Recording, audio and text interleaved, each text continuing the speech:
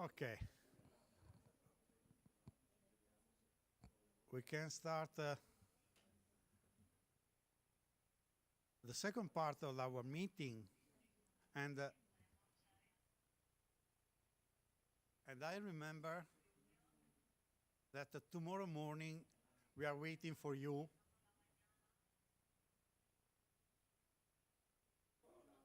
Okay.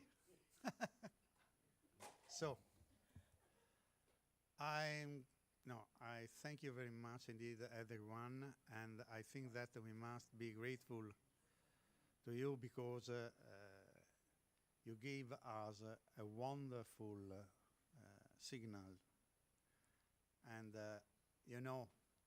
and we know that our job is quite difficult, but when we meet people like you, no.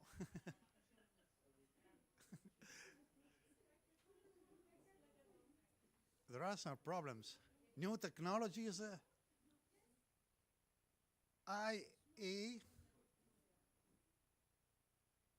new technologies, all the problems. Yes, okay. No, stavo dicendo, così passo all'italiano, che il nostro lavoro è difficile, il vostro lavoro è difficilissimo, ma quando troviamo persone come voi, motiviamo ancora di più e diamo senso alla nostra vita. E di questo vi siamo veramente, veramente grati.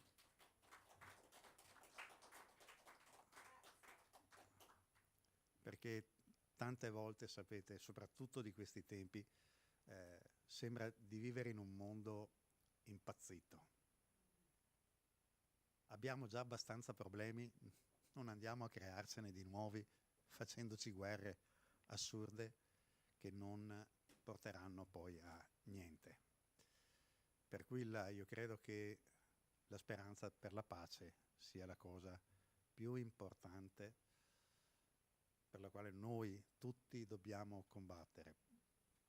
Noi europei, siamo tutti quanti dall'Europa, conosciamo benissimo cosa significhino le guerre, quanti dolori e lacerazioni portano, quanto tempo e risorse distruggono.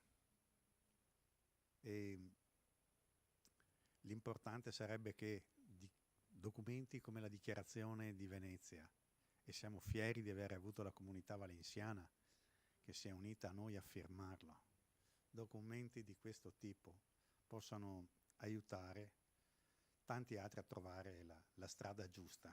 Io ricordo ancora l'anno scorso a Torun, che per un caso singolare, non c'entrate niente voi, ma quel giorno che facemmo il dibattito sull'agricoltura, fuori dal palazzo c'erano i carri armati e ci furono anche un paio di colpi di cannone.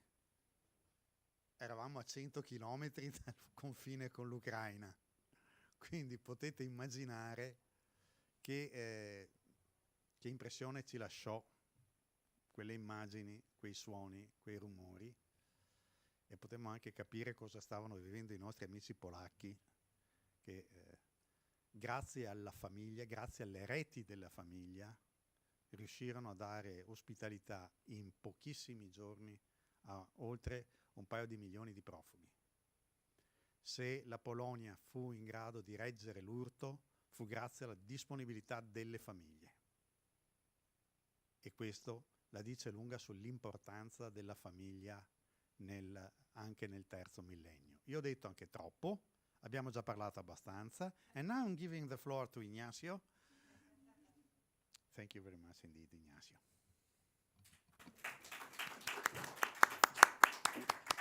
Gracias mille, Antonio. Y ahora yo me voy a permitir hablar en español, que es las poquísimas ocasiones en las que puedo.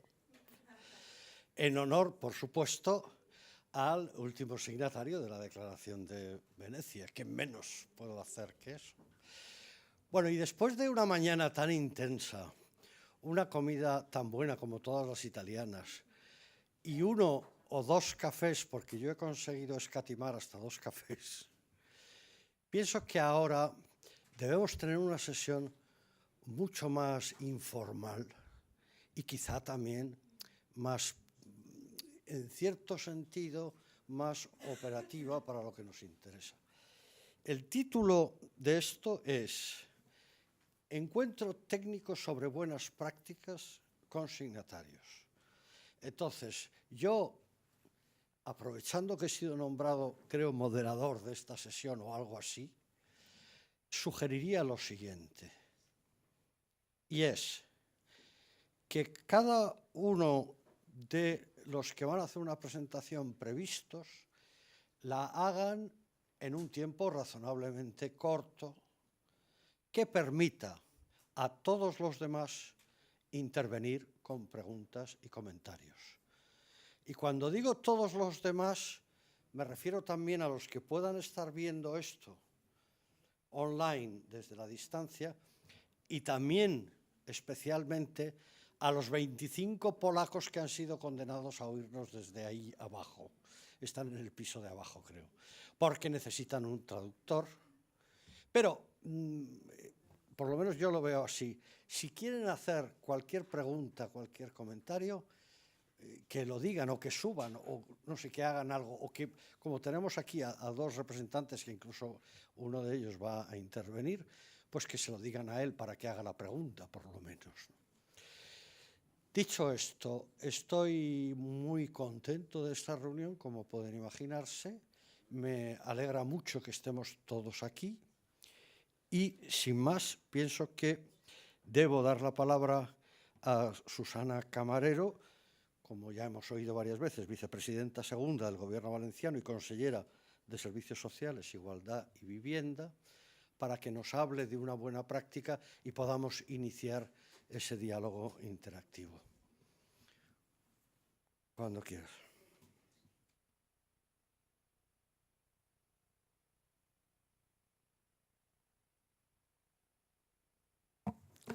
Gracias, Ignacio. Si me permitís, y como acabamos hace unos minutos de firmar la adhesión a la Declaración de Venecia, quiero reiterar, hemos quedado que lo hacemos todo aquí, no hacíamos 2 intervenciones, quiero reiterar el compromiso del Gobierno valenciano con la Declaración de Venecia, con los puntos que se establecen en la Declaración de Venecia, con estos 10 puntos a los que nos hemos adherido. Yo decía esta mañana que la familia y los miembros que componen la familia, especialmente aquellas personas más vulnerables o en riesgo de exclusión, son fundamentales para nuestro quehacer diario, para nuestras políticas, las políticas públicas que desarrollamos y, por lo tanto, trabajar en coordinación, en colaboración con otras entidades y, en este caso, con el ISAN y con la Red Europea para la Inclusión y la Acción Social Local, con el ISAN, es fundamental para llegar más lejos, para tener mejor impacto sobre los ciudadanos, las ciudadanas que lo necesitan. Y, por lo tanto, firmar la declaración, esta declaración,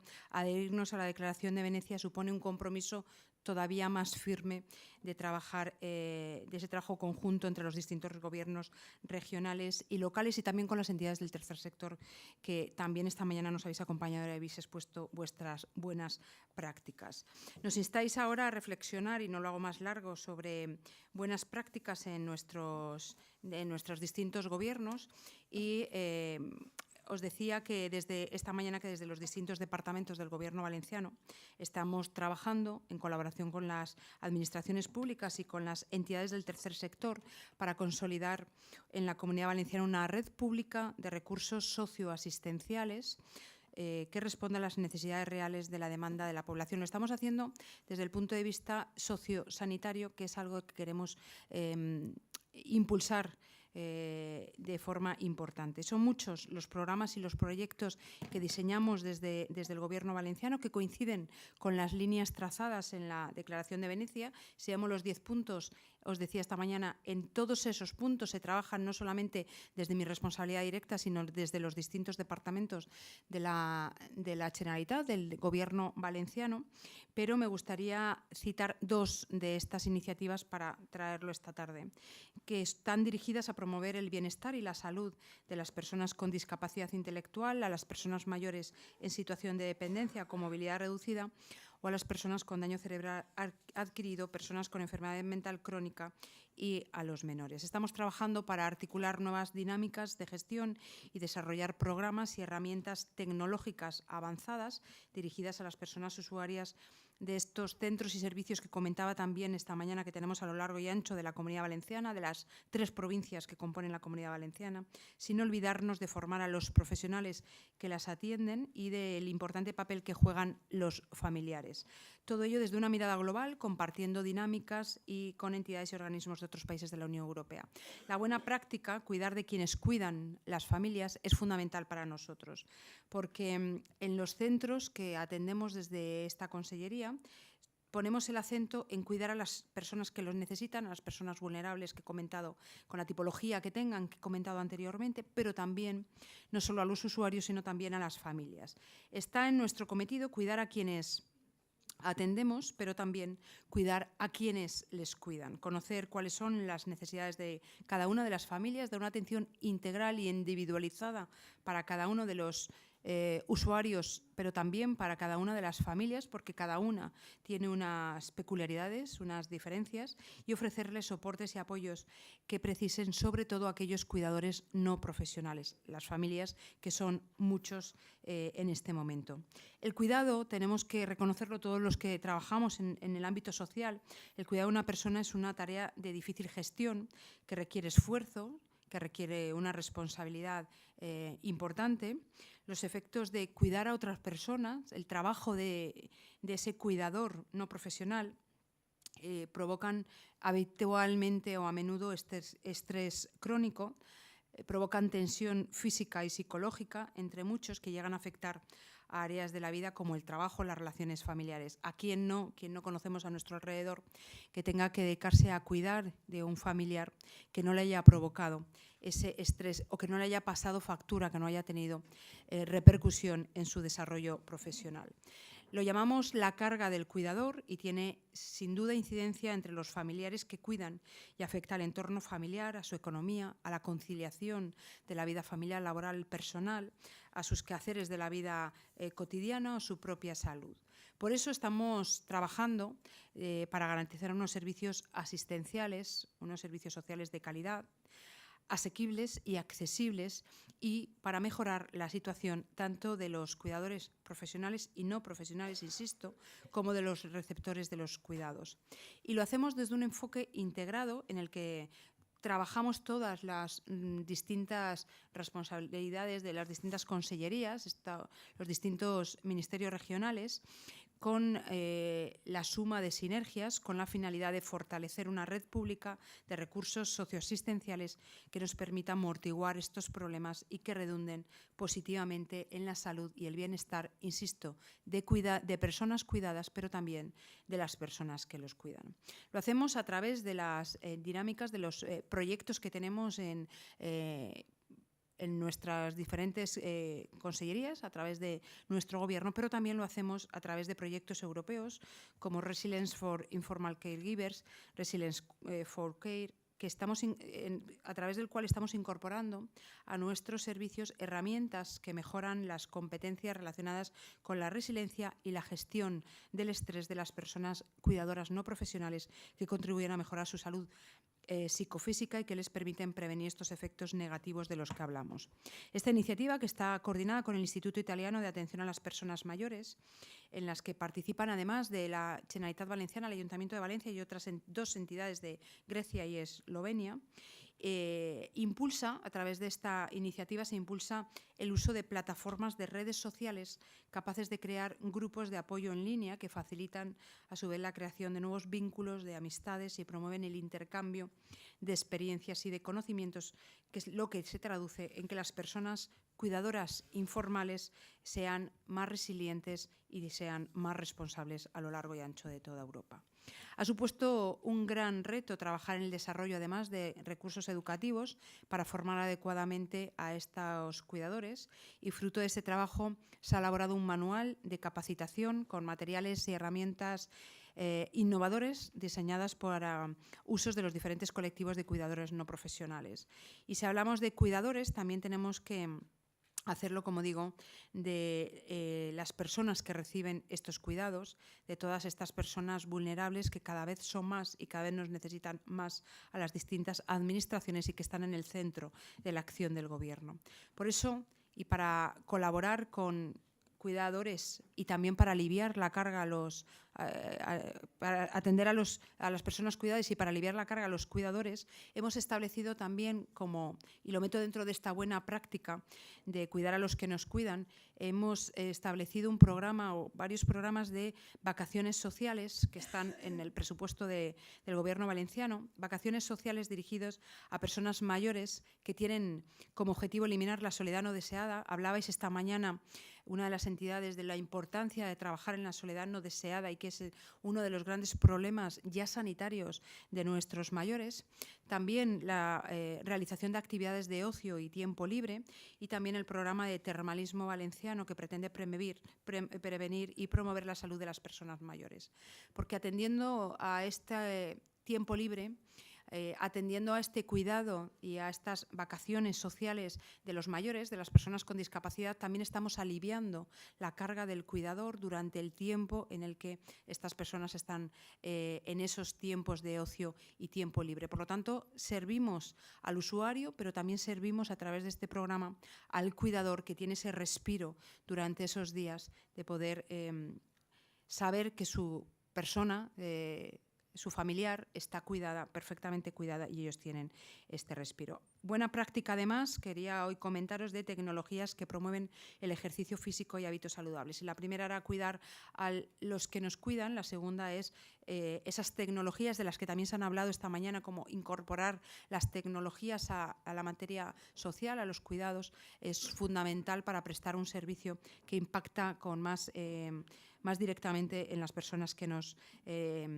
necesitan. A estas aportaciones, fruto de la colaboración entre distintas administraciones, entidades e instituciones de distintos países, se vienen a sumar los buenos resultados obtenidos por otro proyecto europeo en el que estamos participando en colaboración con la Universidad Politécnica de Valencia, que también hemos podido escuchar, y otras 3 entidades de Italia, Noruega y Portugal. A través del proyecto Movit se han desarrollado aplicaciones apps adaptadas y herramientas digitales accesibles que promueven la actividad física y el bienestar de las personas con discapacidad intelectual y, por lo tanto, les ayudan a tener una vida saludable. También hemos realizado, y voy terminando, un programa formativo sobre estas tecnologías dedicadas a los equipos profesionales que atienden a estas personas, para que estos equipos también los incorporen en el día a día de las personas a las que atienden con discapacidad intelectual en los centros de día o centros ocupacionales que tenemos, o también las viviendas tuteladas para personas con discapacidad intelectual. En este proyecto confluyen varios objetivos: la inclusión digital y el acceso a la información, que es importante, clave para tener un futuro en igualdad, sin brechas, sin barreras de ningún tipo, que posibilita a las personas con discapacidad intelectual tener las mismas oportunidades de desarrollo y participación en todos los ámbitos de la vida personal, pero también de la vida laboral y de la vida social que el resto de la población. Cada vez son más las empresas que integran a personas con discapacidad intelectual entre sus trabajadores, pero también tenemos que potenciar que estén integrados en la vida social de los pueblos, de las ciudades, de las comunidades. Y para finalizar, quiero, en nombre del Gobierno valenciano y en el mío propio, reiterar una vez más nuestro compromiso y la voluntad de continuar sumando esfuerzos para que las personas más desprotegidas de la sociedad y sus familias dispongan de la atención socioasistencial integral y de calidad, con recursos normalizados que respondan a sus verdaderas necesidades. Muchas gracias. Bajo, Ignacio, me quedo. Si hay preguntas complicadas, está la directora general. Y hay un sitio para ella también. Entonces, no sé si hay algún comentario, pregunta. Yes, you can speak whatever you want.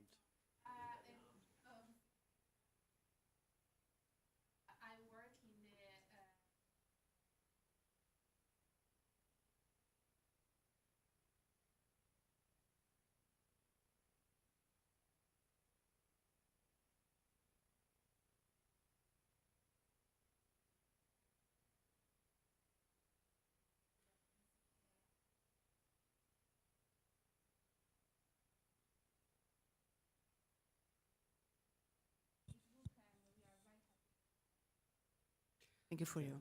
Sí, agradeciendo las buenas prácticas. Muchas gracias. Thank you for you. Sí, lo he visto. Lo he entendido. Perfecto. Someone else? Mani.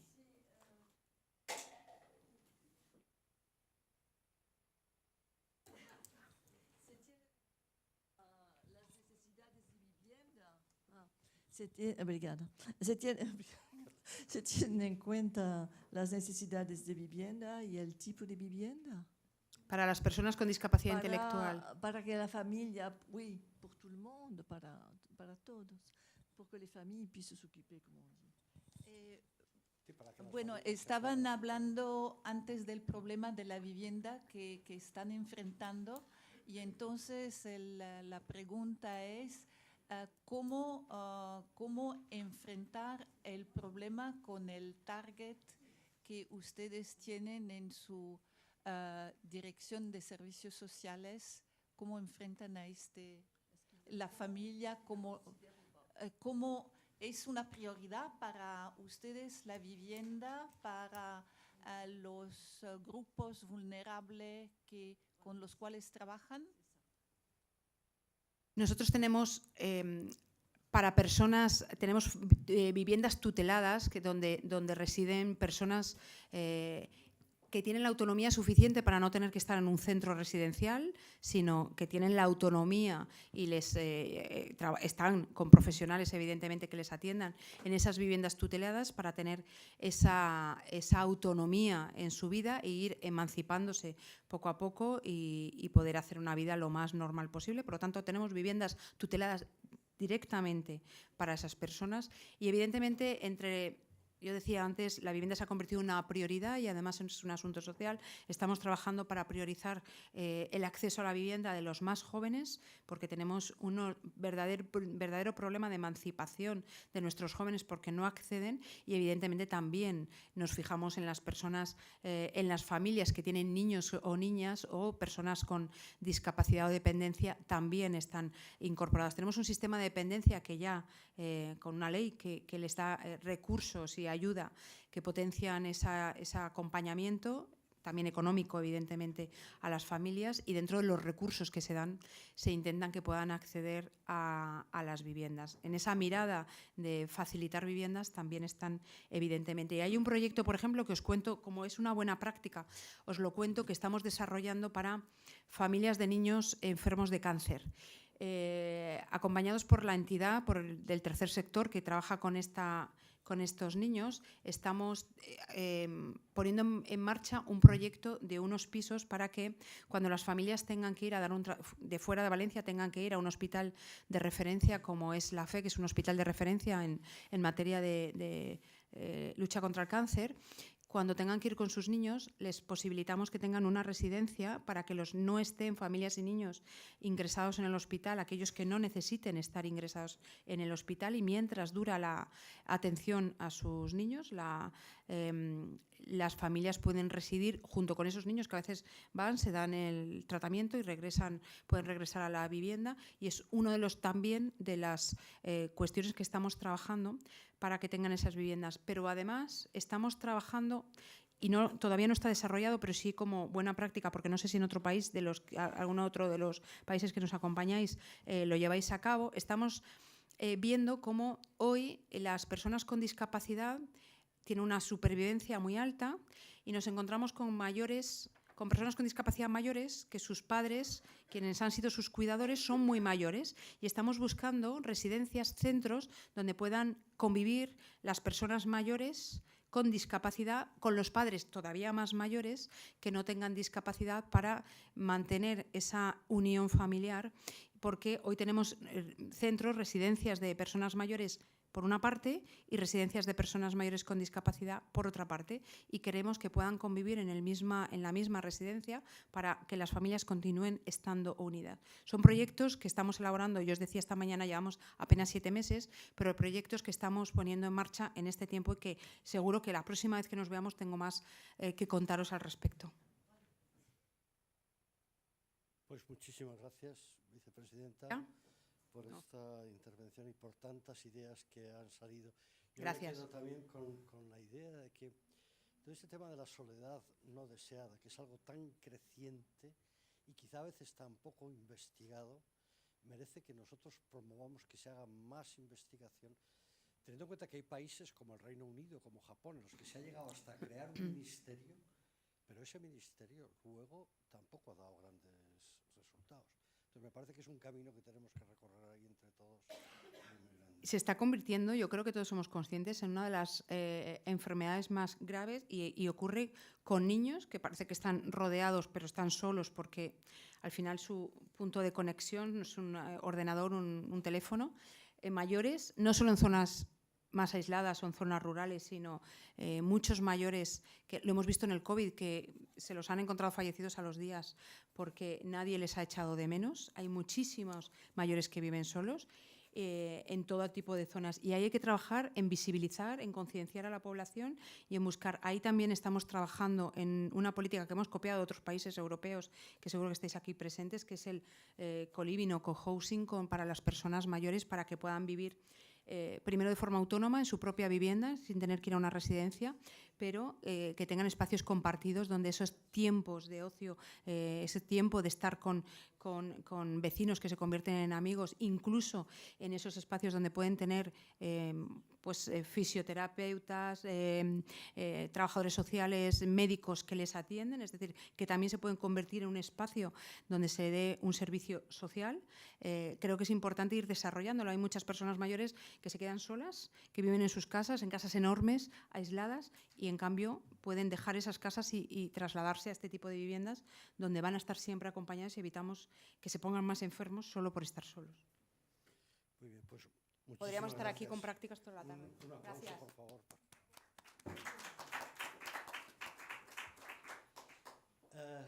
Now, I must say that Christine Gassler-Andreas, who is part of the program, hasn't been able to make it, so she's not going to be here with us now.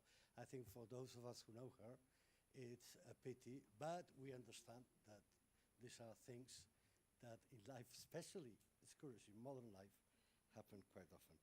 So now I should turn into Polish.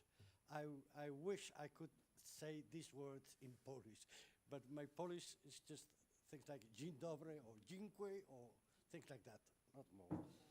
I now give the floor to Adam Sponka, who, as you know, is director of the Regional Center for Social Policies of the Kujawsko-Pomorskie region. Yes, of course. I have presentation. Can we start?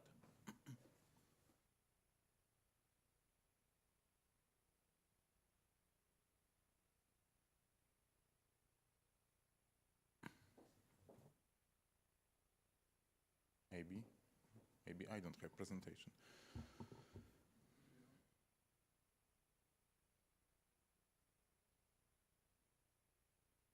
No, I sent for special email.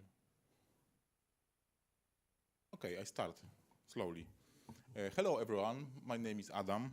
Today morning Mieszko made me responsible for our participant in Elisan. It's possible, but it's more formal process in our country.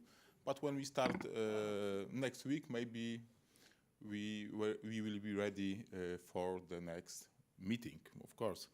We came from Toruń, from Kujawian-Pomoranian Voivodeship, from Poland, of course. I would like to thank you for invitation us for your beautiful meeting.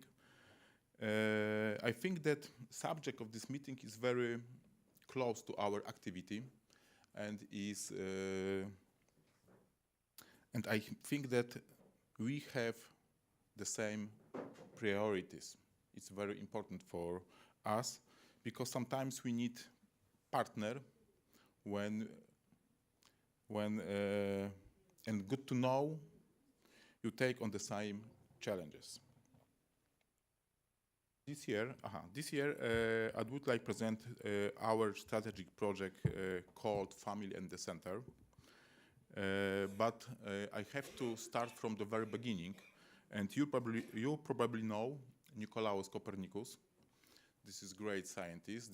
This scientist was born in Torun, in our region, and this explorer created the heliocentrism theory of the solar system, and he discovered that the sun is the center, and the planets orbit it. And we have followed him, but we put the center the family, and our activities, our task, revolving about it. In our project, you can see, in our project we are focused on two important areas: supporting families in crisis through prevention and assistance, and supporting families and facilities from foster care system. In our case, the key issues was to establish a regional partnership for families and foster care. In the partnership, we combine forces, regional government and medium-level local government. We have started in 2016, and we have worked together until today. Nowadays, our collaboration is not just a project, and it's not just about family, because not long ago it has been put to death in many occasions. Together we have acted during the pandemic, and we were involved in the migration crisis. For us today, together means better and harder. The partnership is very important for us. Results of our common work is creation special places for families. 23 families support centers have been established in our region. In our district, have functioned in every district have functioned this institution, this place. The family has been one of our priorities. By the end of the last year, 22,000 people took advantage from our support. Of course, we are lucky because we still have the opportunity to use the European Social Fund. All activities were addressed to all participants of the process: natural family, foster family, adoptive family, children, adolescent, and of course, staff and workers in this place. In recent years, we have realized thousands of hours, diverse and individualized support, and huge amounts, workshop, courses, and support groups. The key issues in our project that regional partnership, equal access to services, integrated system of assistance to families, standard of care for the child. This is, for example. In the end, we are together, one for all and all for one. In our model, we have tried to start one-stop shop for family. This is a special place under one roof, where the all services for family will be disabled.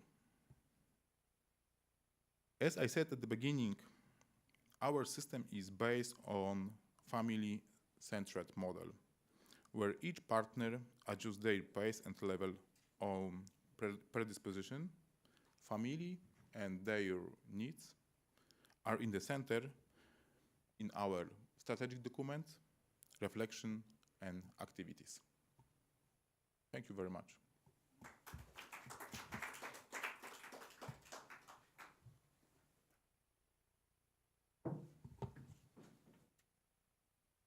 Thank Thank you very much, Adam.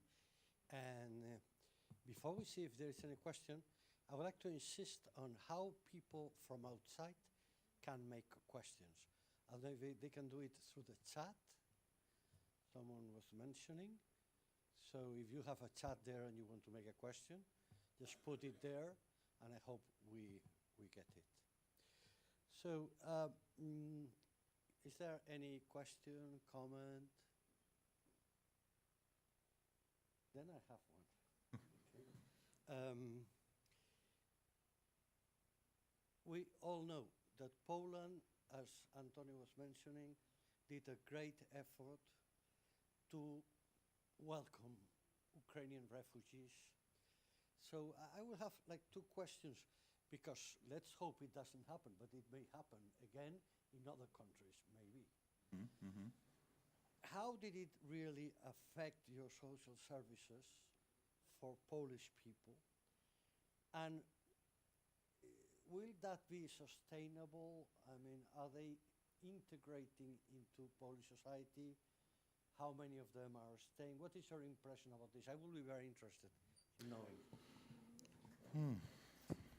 This is a very interesting question, because this topic is very not sensible, because our refugee from Ukraine very often change the place, and they move to the another country. In some places, for the start this situation 2 years ago was very danger, very difficult. But today, in this place, near broad with Ukraine, the situation is more easier. Is because a lot of these people come back to Ukraine, and some parts of them go to the west. The situation is very dynamic, but what is very important, the first organization which help immigration in our country was NGO. This is the first. Place. Like Level. Yeah, first level, and next, local government, and next public government. And young people did integrate, because I've noticed that maybe the kids learn the language very easily and they become integrated. Do you have that impression? It depends on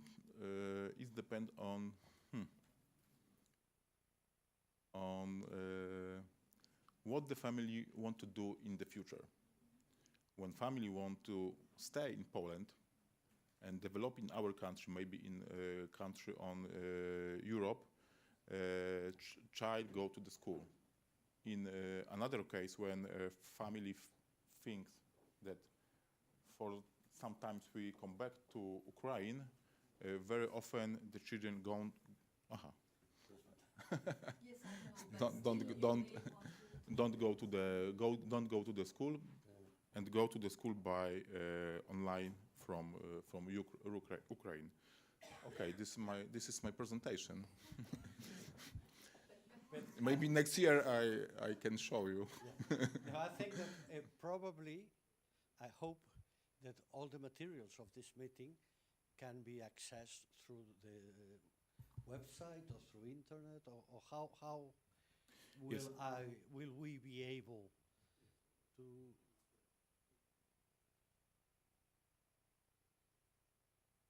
I show you very important slide only. Exactly. Yeah, sure. Not at all, because this is very short in, presentation. Yeah, sure.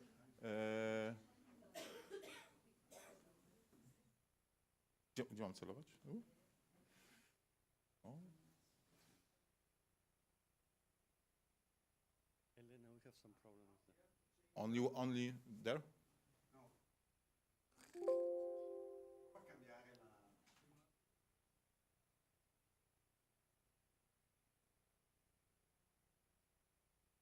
Only one slide today. It's not so easy. Okay. Okay, so I think we give But it's a big great. applause to him. And that is, thank you. Thank you. No?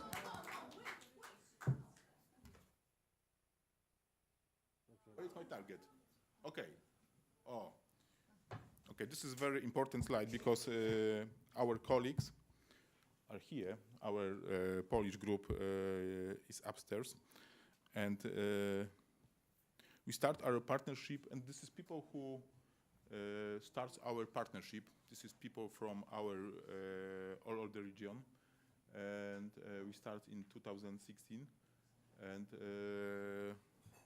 it is a very important group for us because I would like to emphasize that this group is foundation of many of our activities for families, for elder people, for child.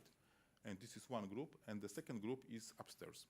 This is very important people for our region. This is our region, and in every district we have center supports families with all possible service for family. 22,000 people was supported.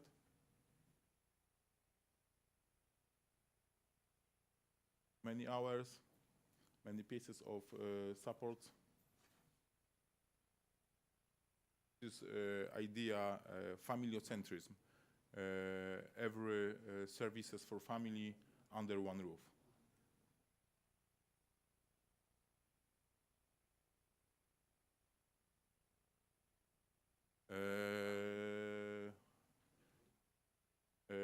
Members, we have 23 members in our partnership.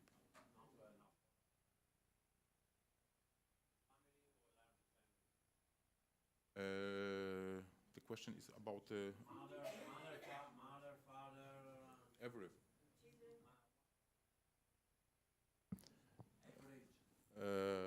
Average, 4 people.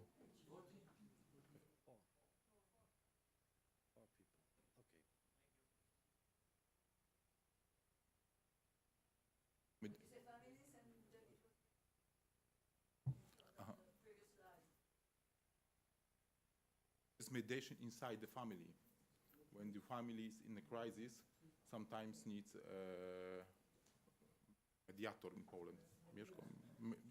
Mediation, yes.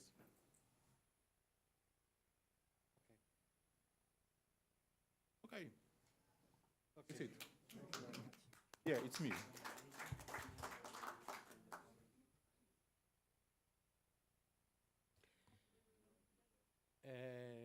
Now we move to not far away, Friuli Venezia Giulia, and I ask, of course, Dottoressa Jana Zamaro to make her presentation, please. Thank you so much. È possibile avere la mia presentazione? Perfetto. Posso fare io? Da qua? Cosa vuol dire che se ci... Ecco, a posto siamo. Allora,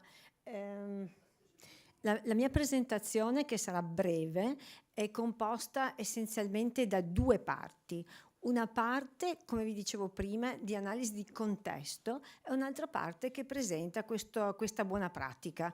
Non è neanche più un progetto perché è iniziato già nel 2017-18, nel 2019 ha preso proprio piede. Questa è la nostra regione che è qui vicino, voi vedete che questa regione ha pochissimi abitanti, vedete quanti sono i nati, vedete la decrescita dei nati in 2 anni, voi vedete poi oltretutto le donne italiane quanto da noi la natalità piuttosto che le donne straniere. Noi abbiamo un grosso centro, diciamo, navale che importa un sacco di immigrati per il lavoro. Voi vedete anche un'altra cosa, che abbiamo una grossa aspettativa di vita, però sostanzialmente, come vi dicevo prima, forse gli ultimi anni di vita andrebbero migliorati e soprattutto, vedete, la cattiva salute, vedete anche l'indice di vecchiaia, quanto siamo vecchi, siamo vecchissimi noi. Ecco qua. I decessi sono stati 15.000 nel 2022 e rappresentano naturalmente il 50% è rappresentato dai tumori, quindi dalle neoplasie, e in ogni caso le malattie cronico-degenerative hanno la meglio. Vedete anche che da noi sono aumentati peraltro tristemente i fumatori e le persone che consumano alcol, cioè non è una novità, no? Nella nostra regione siamo dei grandi consumatori di alcol, però facendo un indice di soddisfazione vediamo che da dato nazionale la nostra popolazione è molto soddisfatta nel 17,4%, nel 64% abbastanza soddisfatta. Adesso vado ancora avanti, eccola qua, la trasformazione tra salute come risorsa e il cambio, diciamo, del paradigma su quali sono le fonti della salute, come si crea e come si rinforza salutogenesi, no? Qui abbiamo i fattori modificabili, ma insomma, da noi nei bambini dai 6 ai 10 anni il 19% è diciamo così in sovrappeso, il 5% obeso e già il 2% ha un'obesità grave. Cioè, non so se a voi è venuto mai in mente, in spiaggia si vedono ste robe, no? Che hai questi bambini che effettivamente vedi che sono effettivamente sovrappeso. E solamente neanche il 40% delle persone è attivo tra i 18 anni e i 65. Vedete qua le malattie con gli stili di vita, vedete la differenza tra il Friuli Venezia Giulia in blu e l'Italia in rosso sulla prevalenza dei fumatori, delle persone sovrappeso. Guardate il consumo di alcol, il delta assolutamente statisticamente significativo, poi siamo un po' meno sedentari che dalle altre parti e poi ci sono i vari effetti del colesterolo eccetera. Come salute e sedentarietà, se confrontiamo le altre regioni siamo messi bene. Se vedete noi siamo questi e non siamo messi malissimo, ecco, ma insomma c'è sempre tempo per migliorare. Allora, sappiamo che sostanzialmente l'ultimo rapporto OCSE mostra che se tutti quanti in Europa dovessero soddisfare i livelli di attività fisica raccomandati, potremmo prevenire 10.000 morti evitabili. Ricordo uno dei miei primi lavori tanti anni fa era proprio sul registro delle morti evitabili, sulle cause delle morti evitabili, e di fatto questo è uno di quello. E poi c'è un risparmio, 0,65% di media del budget, che non è una cosa da poco. Vedete qua le donne, vedete praticamente, guardate la prevalenza di sedentarietà, guardate la Finlandia, loro sono quelli che hanno ideato praticamente com'è Nordic Walking, adesso non mi ricordo come, Nordic Walking, exactly. E poi noi siamo come Italia, siamo invece oltre, così come i ragazzi e le ragazze, ma di fatto quello che noi vogliamo dire è che abbiamo ideato un progetto ed un percorso che si chiama 10.000 passi per la salute, che è certamente mutuato dall'OMS. Questo progetto nasce nel 2017 perché? Nasce perché avevamo bisogno di coinvolgere i comuni proprio in un desiderio tremendo di avere queste partnership e di avere il tessuto sociale con noi, quindi i gruppi eccetera, e quindi abbiamo iniziato con dei percorsi il mese di ottobre che abbiamo chiamato il mese ottobre della prevenzione, anche lì muotando ottobre della rivoluzione, non so come dire, quindi ci veniva così bene. E poi abbiamo iniziato quell'anno lì e poi pian piano abbiamo in qualche modo implementato questo percorso. Adesso dopo 5 anni diciamo che noi abbiamo 91 comuni che 82 percorsi. Perché 82? Perché molti comuni sono comuni che si sono associati, perché sono anche piccoli comuni e sono anche in aree diciamo disagiate, insomma, per cui associarsi in qualche maniera è più produttivo. Abbiamo oltre 400 chilometri, quasi 500 chilometri di percorsi. Che percorsi sono questi? Sono dei percorsi accessibili, punto. Quindi questi sono fatti per tutti. Sono percorsi che tu puoi fare a piedi, ma puoi fare anche in bicicletta, anche se per la bicicletta abbiamo degli altri percorsi che sono diversi, insomma anche lì in difficoltà. Questi sono percorsi che vanno dai 6 chilometri e in su, insomma che le persone possono fare, e ci sono le panchine per cui la persona anziana può sedersi, e c'è la mamma col bambino con la carrozzina, quindi sono percorsi all'interno della natura, sono percorsi in cui di fatto quello che ci piaceva era di dare in qualche modo l'opportunità di essere più sani in un'armonia ambientale, quindi questo ci piaceva tantissimo. Ecco qua, allora.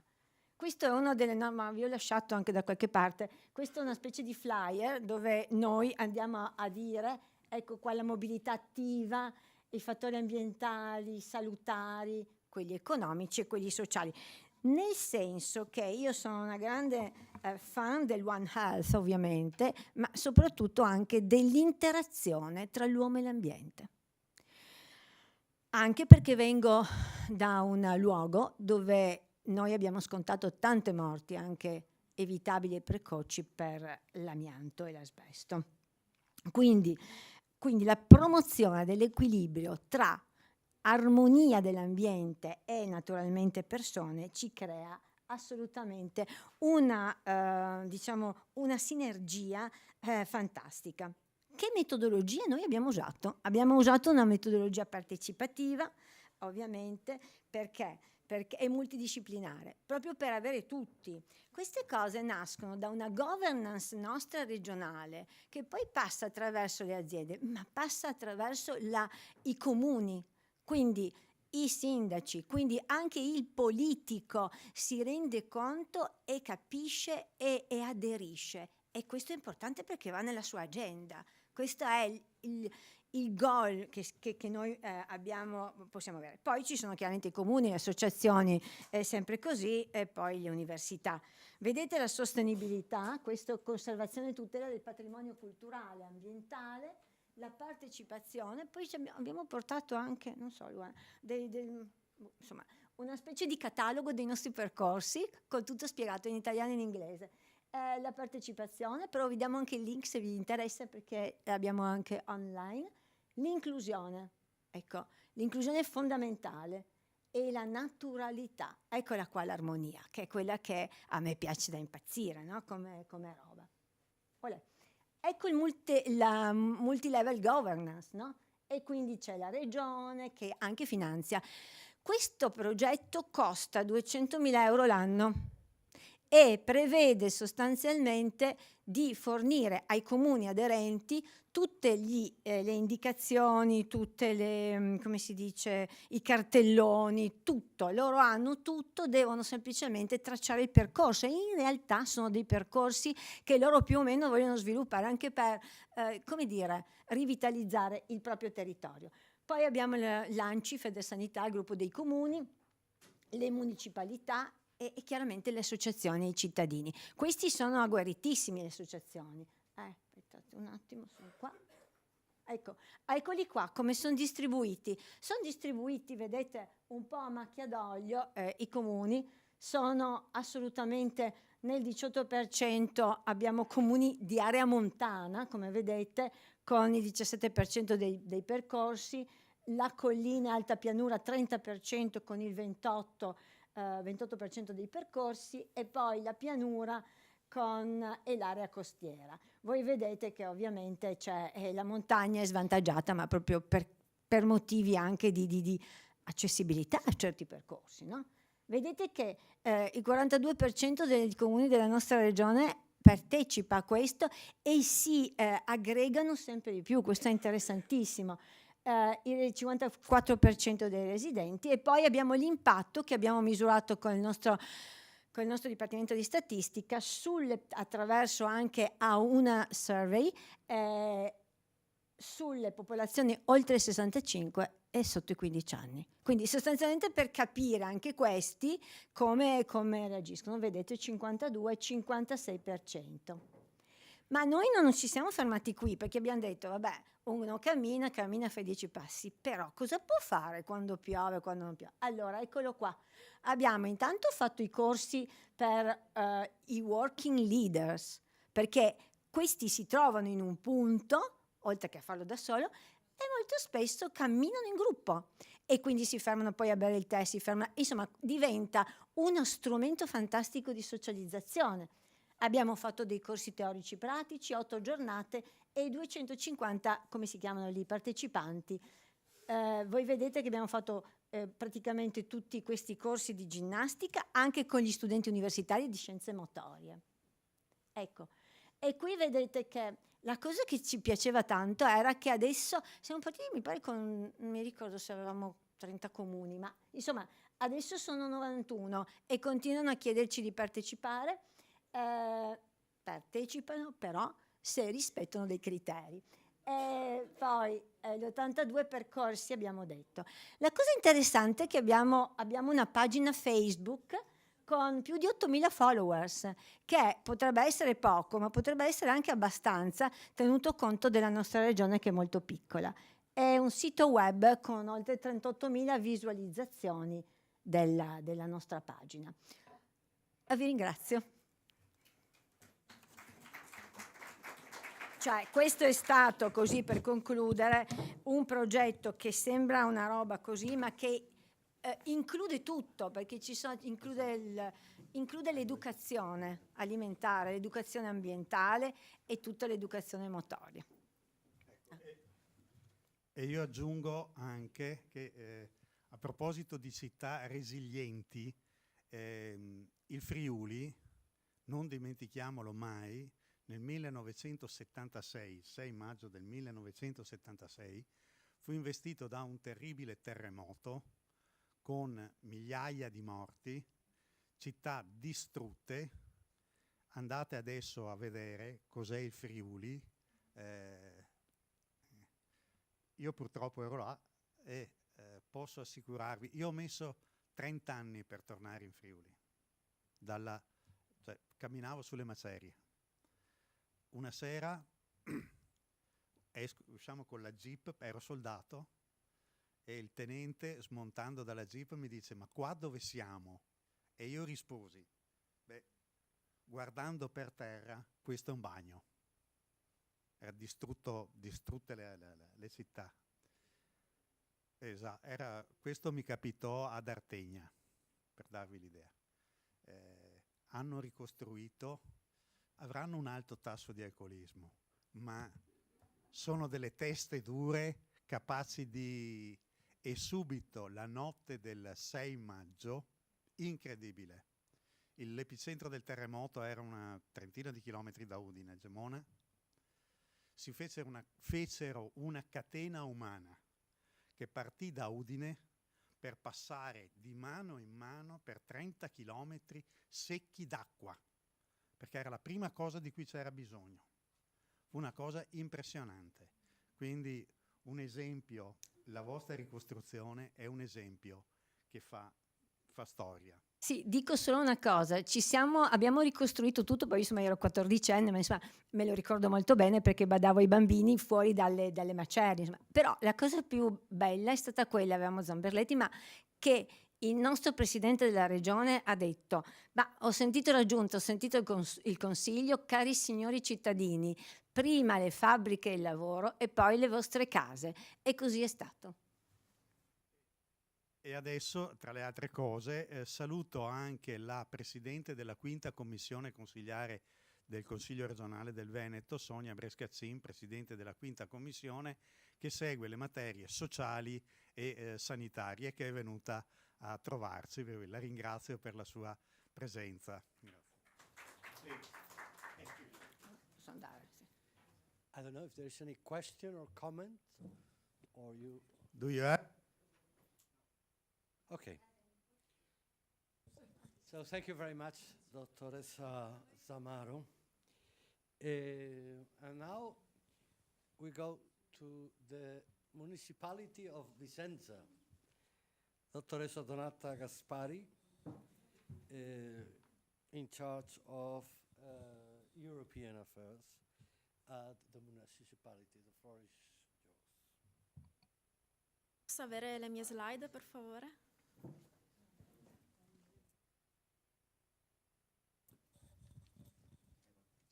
Nel frattempo mi presento, salve a tutti, come diceva Ignazio, sono Donata Gaspari, lavoro per il Comune di Vicenza, coordino l'ufficio progetti europei. Il nostro ufficio è anche autorità urbana per la gestione dei fondi strutturali di investimento europei. La città di Vicenza ha aderito alla Carta di Venezia nel 2019 e da allora contribuisce con delle buone pratiche per il rapporto di monitoraggio. Oggi vorrei presentarvi la buona pratica che andremo a inserire nel rapporto di quest'anno, che si intitola Family Size, formato famiglia, lo sviluppo urbano sostenibile a favore delle famiglie. Quindi una pratica che riguarda più l'utilizzo dei fondi dal punto di vista infrastrutturale che le soft practices.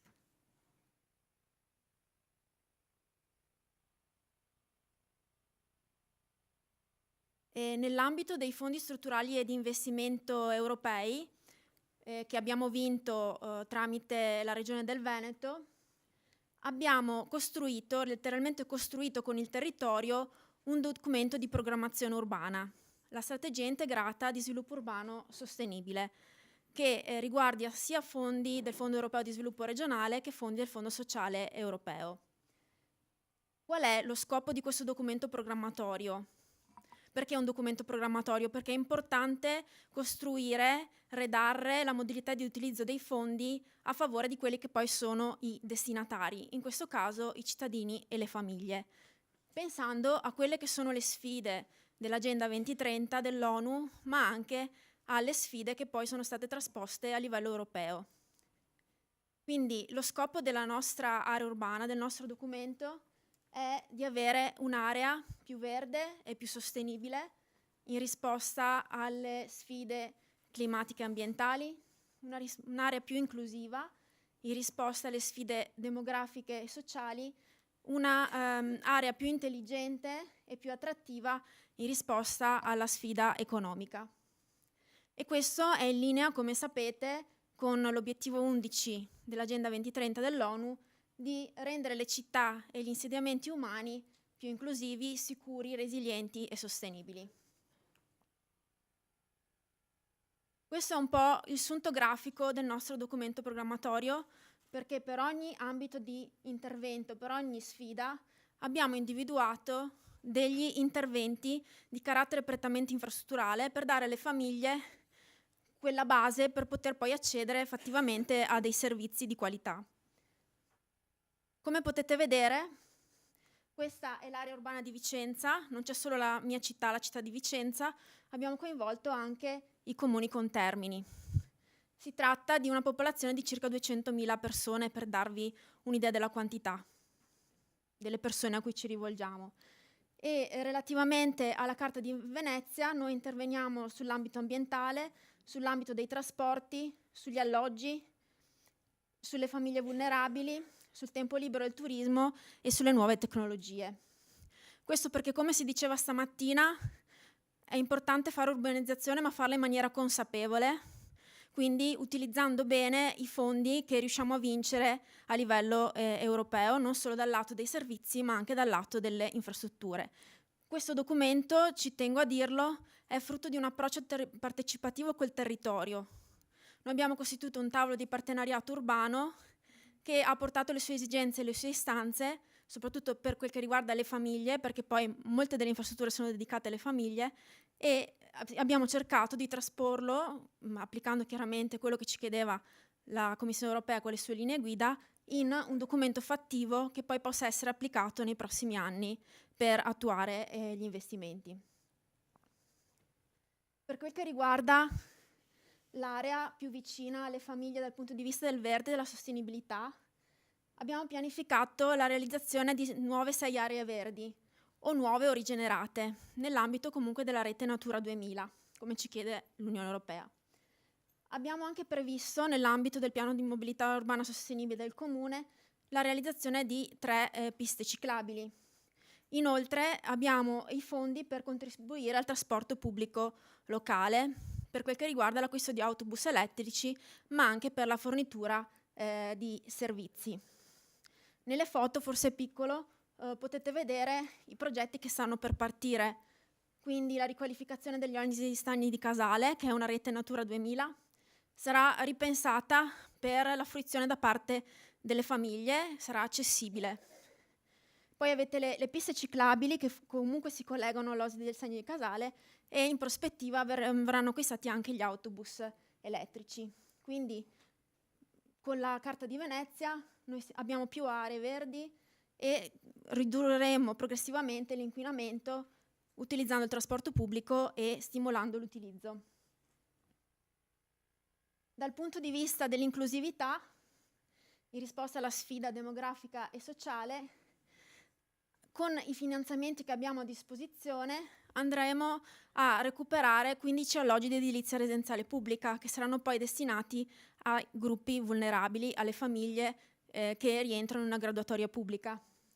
Inoltre è in programma la realizzazione di 3 social co-housing che riguarderanno in tutto 18 alloggi a cui saranno abbinati servizi sociali di accompagnamento, quindi l'equipe multidisciplinare che assiste le persone che andranno a vivere nel co-housing, che saranno l'anziano solo, la famiglia, la mamma col bambino, in un'ottica di collaborazione e di autosostegno in fase di vita quotidiana.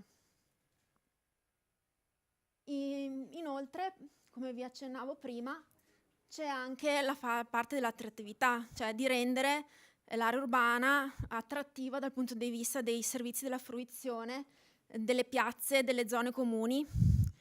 Quindi si è pensato non a una mera riqualificazione urbana, si sono individuati 3 siti, ma una riqualificazione funzionale all'utilizzo da parte delle famiglie che possono fruire degli spazi riqualificati. Ed infine, tornando al discorso della digitalizzazione, abbiamo anche i fondi, abbiamo pianificato i fondi per nuove tecnologie e quindi per nuovi servizi a favore di cittadini e famiglie. In particolare in un progetto abbinato, sempre finanziato dalla Regione del Veneto, abbiamo previsto un percorso di facilitazione di formazione dei soggetti più deboli nell'accesso all'utilizzo dello smartphone, delle tecnologie digitali, soprattutto gli anziani, di modo che diventino indipendenti nella loro gestione quotidiana. Quindi, riassumendo, il gruppo di riferimento sono i cittadini, ma le famiglie, con un focus sui gruppi svantaggiati e le famiglie in situazioni di vulnerabilità, quindi, come dicevo prima, le famiglie monogenitoriali, le grandi famiglie, ma anche le famiglie con soggetti migranti, gli anziani e le persone con disabilità. Questo è un documento programmatorio perché noi lo consideriamo una buona pratica, perché il fatto di averlo costruito, come vi dicevo all'inizio, letteralmente con il territorio, fa sì che non sia una mera spesa di fondi che ci vengono assegnati, ma si spera un'implementazione che sia rispondente alle esigenze poi delle famiglie. Noi lavoriamo appunto con il territorio, io lavoro per i progetti europei, ufficio progetti europei che è sotto la ragioneria, ma lavoro molto col settore servizi sociali per queste cose. E appunto col tavolo di partenariato urbano, che non si è esaurito solo col documento programmatorio, andremo anche a vedere, a monitorare nei prossimi anni come vengono implementate le misure che vi ho detto finora. Nel caso si dovessero vedere delle cose che non funzionano più, soprattutto magari dal punto di vista tecnologico, il tavolo ci aiuterà a rivedere le modalità di utilizzo. Questo comunque è appunto il documento programmatorio, ci aspettiamo l'implementazione nei prossimi anni e magari la prossima volta vi racconterò com'è andata o come sta andando. Grazie.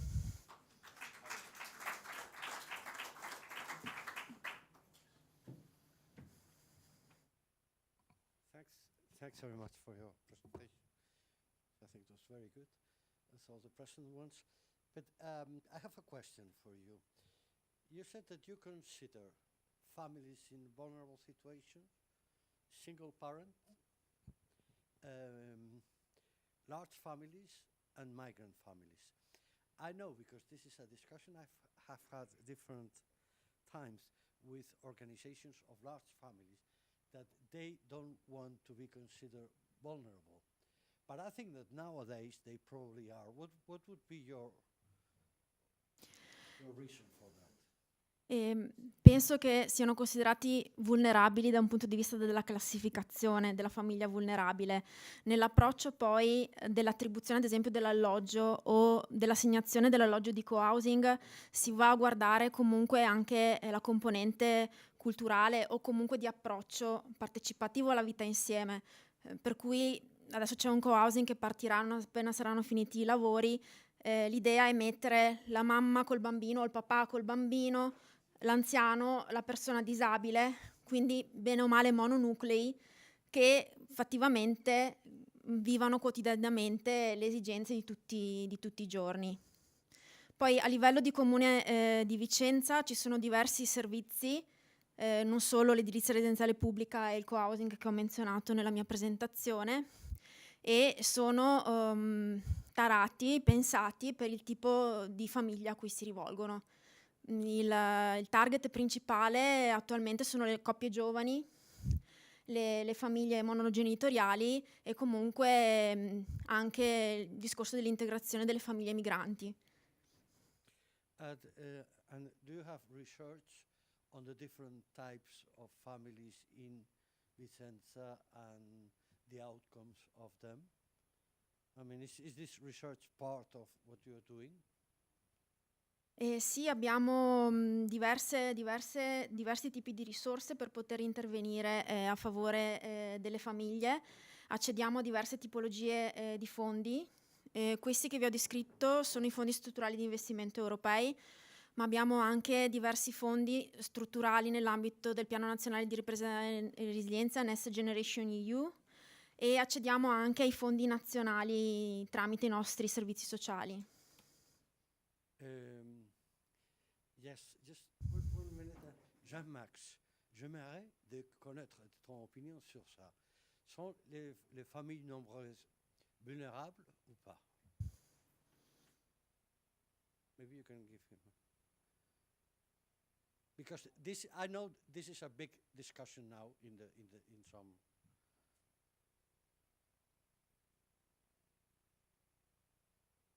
Si la question est, est-ce que, par définition, par principe, les familles nombreuses sont vulnérables, la réponse est non.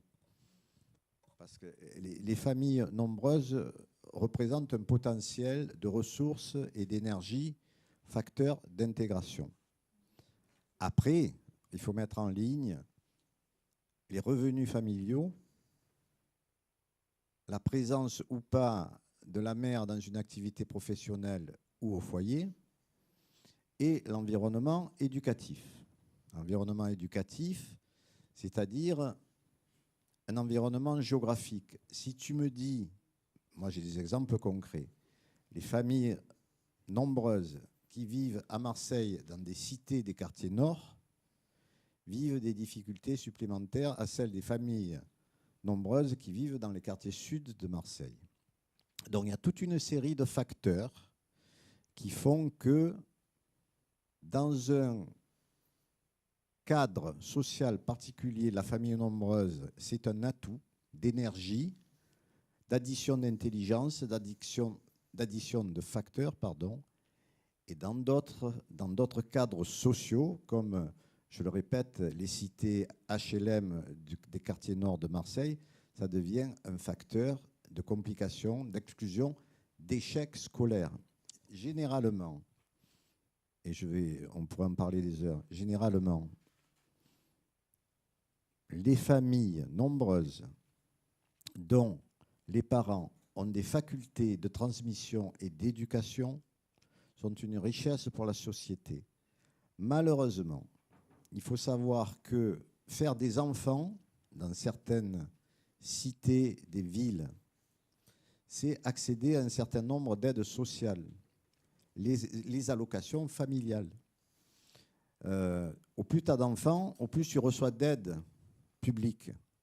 Pour autant, est-ce que les parents ont les facultés d'éduquer correctement les enfants des familles nombreuses? Il y a des enseignants qui disent, on voit arriver des enfants de familles nombreuses, dont on sait déjà qu'ils sont condamnés à l'échec scolaire et à l'échec social. Donc non, en soi, je résume, je le répète, c'est très complexe. Une famille nombreuse n'est pas forcément une source d'échec. Ça peut être une richesse.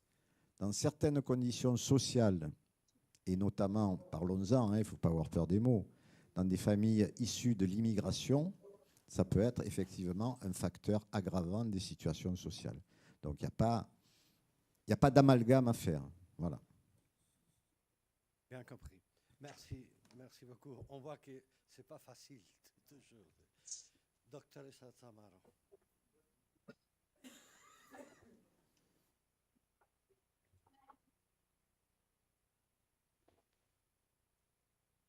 Perfetto, solo due precisazioni.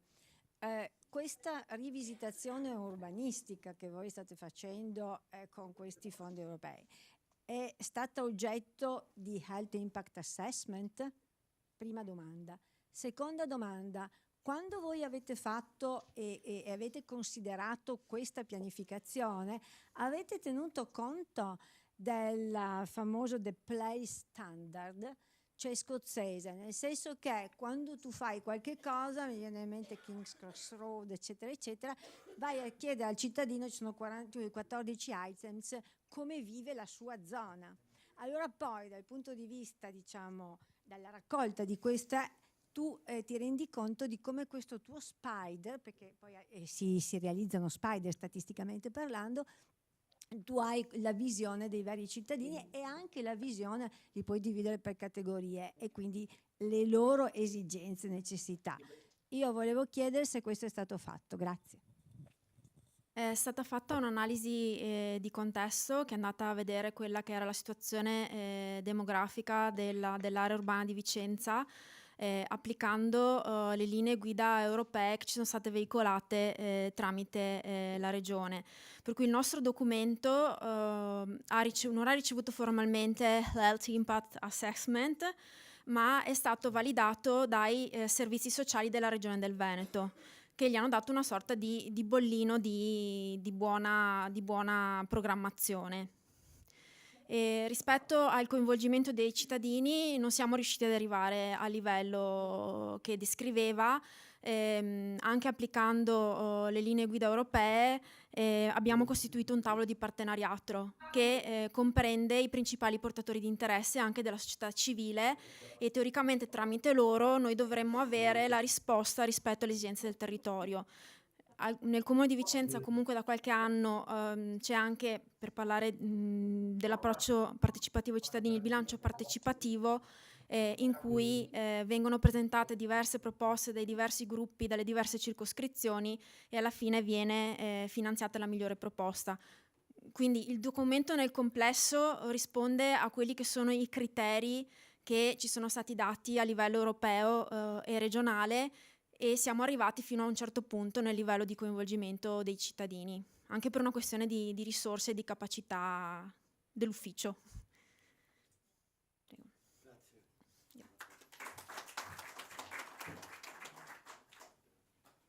Finalmente il dottore Giovanni Solima del Centro Sollievo a Vittorio Veneto.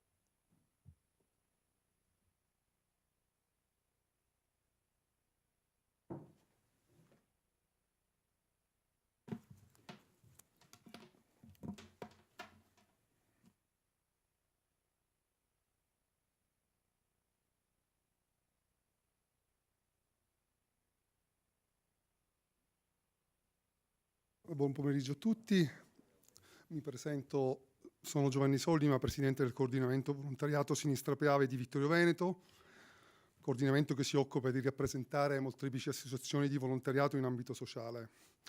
Innanzitutto desidero chiamare accanto a me Lorella Corazzin, che unitamente al sottoscritto ha ideato e realizzato il progetto Anna, accoglienza, nascita, natura e attenzione.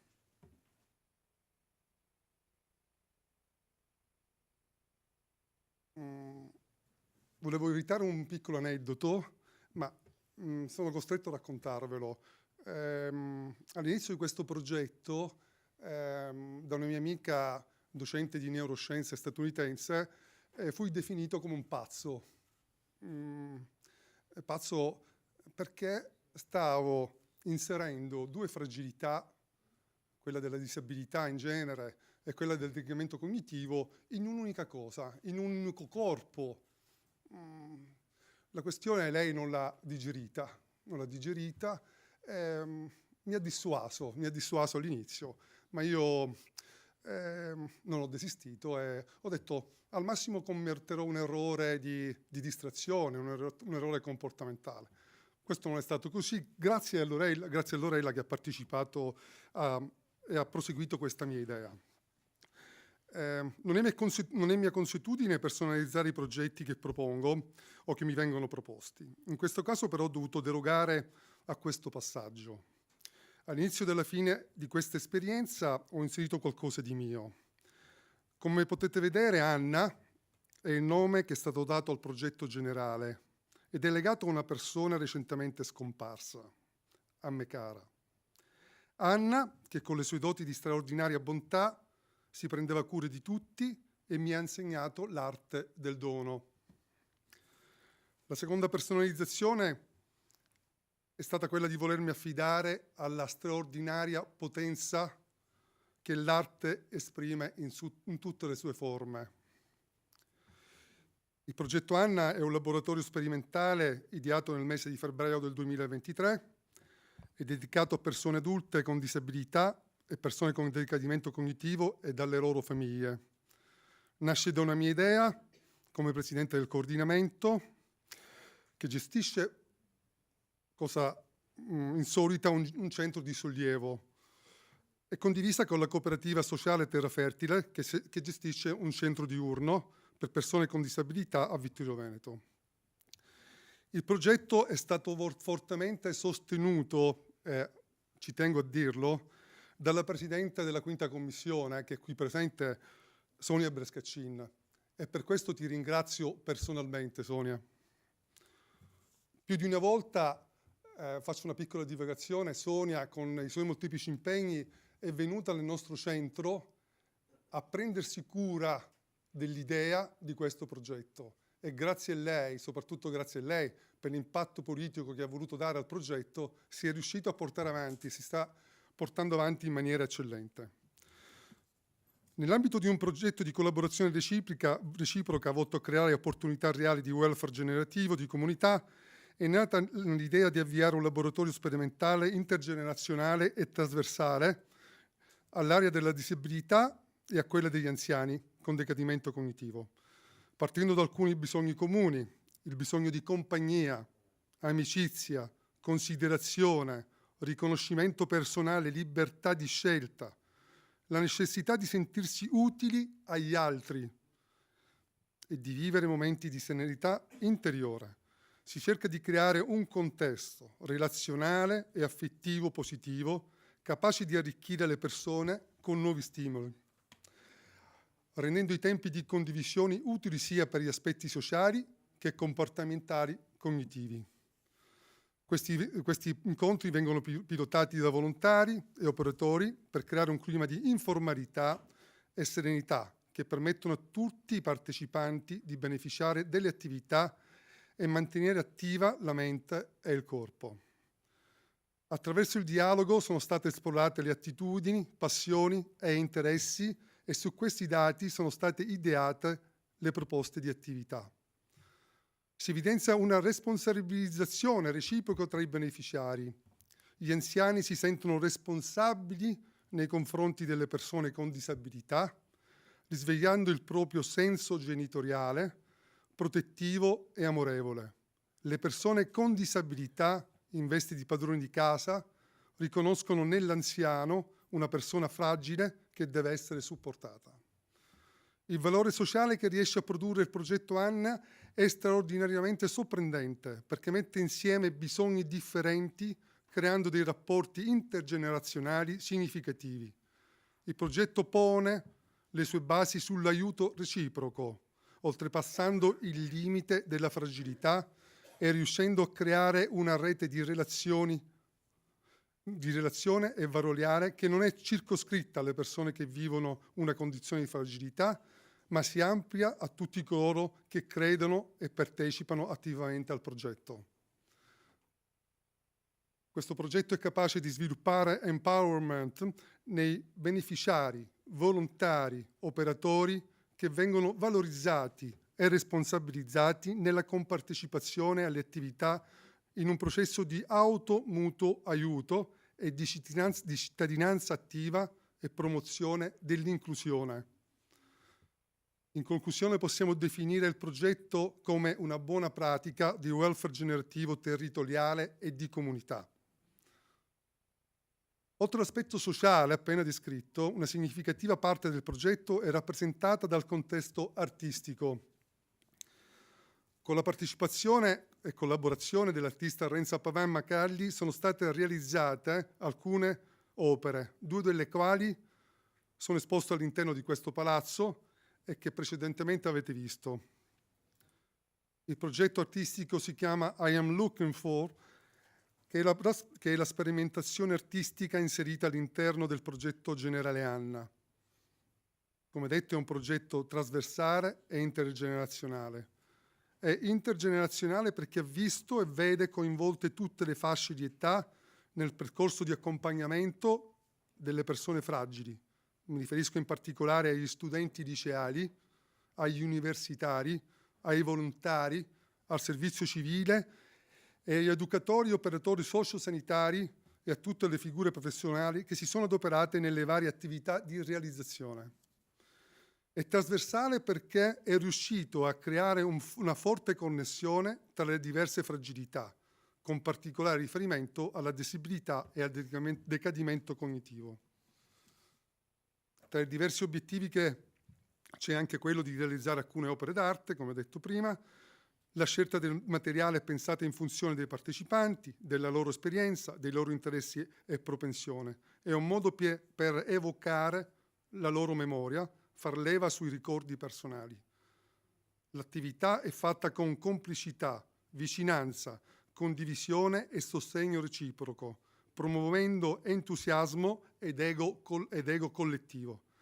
È un'arte che non ha tempo né spazio, può collocarsi in qualsiasi contesto. Nel laboratorio si respira aria buona, la stanza trasuda calma e lentezza, non è indolente. I ritmi e i movimenti lenti spesso ricordano la saggezza ritrovata del tempo. Un po' di disordine controllato non compromette l'esito della giornata. A fine attività il saluto è: vado, ma torno con piacere. Si vive il presente, il qui ed ora, senza aspettative e senza condizionamenti, fuori dall'ordine del tempo, ma catturati dall'esperienza. Accoglienza, gentilezza, benessere fanno sì che ognuno possa dire la felicità è racchiusa nei sogni. Un'opera si intitola I Am Dreamer. Levigare il legno è stato levigare la stanchezza morale, togliere la piega amara della melanconia per dare spazio e fiducia al colore. Preparare i materiali e partecipare alla composizione dell'opera, scandendo il lavoro, rassicura e gratifica. Felice incontro tra emozioni e fantasia. Il colore e la profondità del mare evocano sia movimento che stabilità, sia dispersione che equilibrio, in un continuo manifestarsi di energia vitale. Di fronte al mare incontriamo la figura del messaggero, che rappresenta il processo introspettivo di ricerca del senso del futuro e di acquisizione di una consapevolezza del presente. Medita anche sul valore dell'accoglienza e delle relazioni umane. Il messaggero ha un passato e una storia, ha dei sogni, ha spiritualità e una sua musica. La seconda opera si intitola Vita intessuta e qui faccio una piccola divagazione perché vorrei cambiare il titolo in onore del dottor Franzina e la chiameremo da adesso in poi lo sciamano, me lo permetterà. L'opera rappresenta la densità del presente, le tappe del viaggio, i crocevia lungo il cammino, gli incontri tra esperienze diverse, trame di vita e di memoria, simbolo di percorsi di umanità, un insieme che dà luce a profondità e giochi di colore, un insieme dove ogni persona trova la sua dimensione. I materiali sono umili, autentici, stagionati e storici. Trame e orditi evocano deserti, carovane, tundre, canyon, atmosfere di altre latitudini. La filosofia che ispira il nostro percorso è elevare lo spirito, rimuovere i confini, aprire orizzonti. Concludo. L'obiettivo del progetto artistico è favorire l'accesso a tutti alla bellezza, sia nel vederla che nel crearla, dimostrando che le persone fragili, solitamente beneficiari di un servizio, possono contribuire da protagonisti attivi a creare valore per gli altri. Si è voluto offrire chiavi di lettura diverse per gli spettatori, evidenziando come una persona artistica possa generare nuove relazioni interpersonali positive ed inclusive. Il progetto dal punto di vista tecnico-scientifico rappresenta un'unicità nel suo genere ed ha ottenuto l'approvazione della direzione sociosanitaria dell'UST 2 Marca Trevigiana. Particolare attenzione va rivolta ai familiari che ogni giorno con i loro sguardi e soprattutto con le loro carezze calde e morbide ci accolgono e ci stimolano nel continuare nei nostri percorsi, sia essi professionali ma soprattutto personali.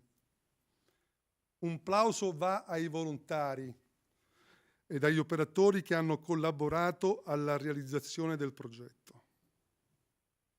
Volevo ringraziare una particolare persona, Lorella Corazzin, qui a mio fianco, vicepresidente di Terra Fertile, che durante questi mesi mi ha supportato, ma soprattutto sopportato, nello sviluppo delle decine di attività correlate al progetto, nonché per le straordinarie doti umane e spirito di abnegazione al lavoro che l'ha contraddistinta. Senza di lei sarebbe stato molto difficile raggiungere questi risultati. Concludo veramente. Mi permetto di sottolineare che le due opere sono parte iniziale di un progetto artistico che nel prossimo futuro vedrà anche la realizzazione di un docufilm con l'inserimento di altre forme d'arte poste in essere, integrando altre fragilità per poter meglio dire specificità. Vi ringrazio per l'attenzione.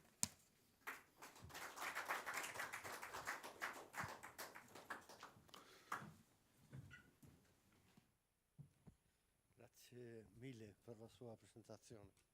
Dottore? Can we take a picture of everyone? Yes, but maybe first, is there any question or anything you want to ask? No, okay, so now we can take a picture of all of us before leaving, reminding you that tomorrow the event will start at 10 o'clock. Thank you very much.